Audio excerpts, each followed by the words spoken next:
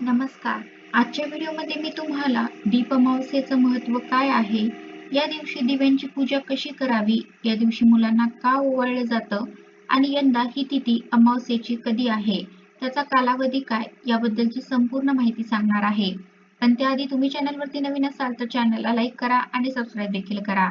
कमेंटमध्ये श्री स्वामी समर्थ किंवा ओम महालक्ष्मी नमः लिहायला विसरू नका. आषाढ महिन्याच्या शेवटच्या दिवशी म्हणजेच अमावस्याला आषाढी अमावस्या किंवा दीप अमावस्या असं म्हणतात. श्रावणाचा पवित्र महिना सुरू होण्याच्या आदल्या दिवशी ही अमावस्या येत असल्याने घरातील दिव्यांची पूजा केली जाते. श्रावण महिन्यात वेगवेगळ्या सणांना वापरल्या जाणाऱ्या दिव्यांची हा महिना सुरू होण्याआधीच पूजा करण्याचा हा सण आहे. गरुड पुराणानुसार जो व्यक्ती आषाढ अमावस्येचं व्रत करतो तसेच पूजाविधी दान करतो त्यांना सर्व प्रकारच्या दोषापासून तसेच पापांपासून मुक्ती मिळते. तसेच या दिवशी गंगा स्नान करणे, दान करणे फारच लाभदायक ठरतं. दीप अमावस्येच्या दिवशी भगवान शंकर, पार्वती आणि कार्तिकेय यांची पूजा केली जाते. या दिवशी भगवान शंकरांची काही भक्त व्रतही ठेवतात. या दिवशी माशांना पिठाचे गोळे करून खायला सुद्धा दिले जातात. तसेच आषाढ अमावस्येला तुळशी किंवा पिंपळाच्या झाडाला 108 प्रदक्षिणा करण्याची सुद्धा प्रथा आहे. प्रदक्षिणा करताना आपल्याला निरंतर ओम नमो भगवते वासुदेवाय नमः, ओम नमो भगवते वासुदेवाय नमः या मंत्राचा जप करून 108 प्रदक्षिणा घालायच्या आहेत.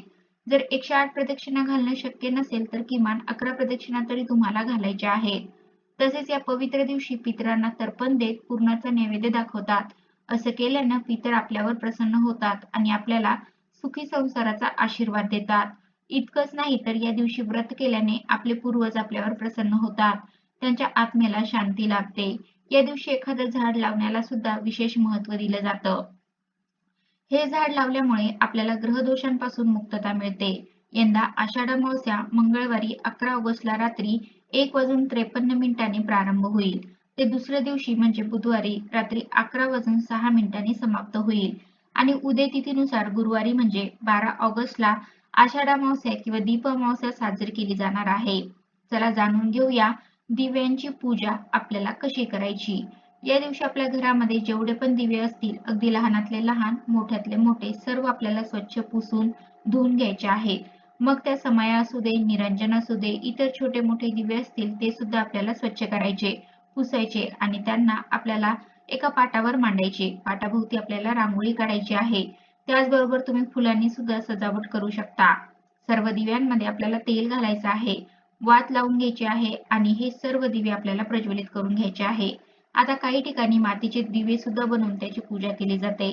आता आमच्याकडे कणकेपासून गोड दिवे तयार केले जातात. कणकेला घट्ट मळून घेतलं जातं, त्याच्यामध्ये थोडासा गूळ घालून असे गोड दिवे तयार केले जातात. थोडीशी हळद सुद्धा घातली जाते आणि त्या दिव्यांना उकडलं जातं आणि त्यानंतर ते दिवे थंड झाल्यानंतर त्याच्यामध्ये आपल्याला थोडंसं तेल किंवा तूप घालायचं आहे. त्याच्यामध्ये लांब वात टाकून आपल्याला दिवे तयार करून घ्यायचे आहे.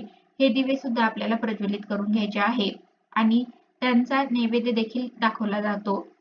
या दिव्यांना हळद, कुंकू, फूल, अक्षता वाहून त्यांची पूजा केली जाते. त्याचबरोबर आरती देखील केली जाते. अशा रीतीने आपल्याला पूजा ही करून घ्यायची आहे. आता हे जाणून घेतलं की आपल्याला लहान मुलांना का ओवाळायचं. या दिवशी लहान मुलांना ओवाळायचं काय महत्त्व आहे. आपण लहान मुलांना वंशाचा दिवा असे म्हणतो आणि म्हणूनच या दिवशी लहान मुलांना ओवाळण्याची पद्धत आहे.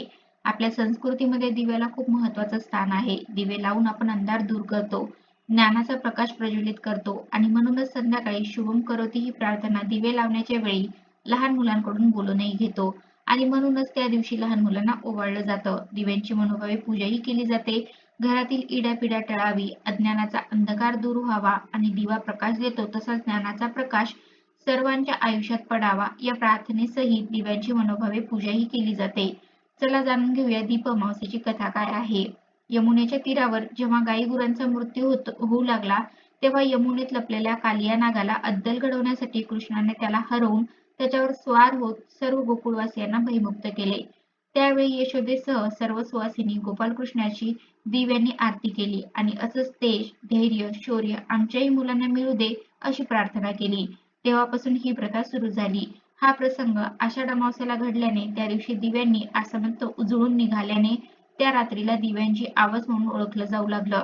तर अशा प्रकारच्या व्हिडिओमध्ये मी तुम्हाला दीप अमावस्येचं महत्त्व काय, या दिवशी दिव्यांची पूजा कशी करावी, या दिवशी मुलांना का ओवाळलं जातं आणि यंदा ही तिथी अमावस्येची कधी आहे, त्याचा कालावधी काय, याबद्दलची संपूर्ण माहिती सांगण्याचा प्रयत्न केला आहे. कसा वाटला तुम्हाला माझा आजचा व्हिडिओ कमेंट करून नक्की सांगा. धन्यवाद.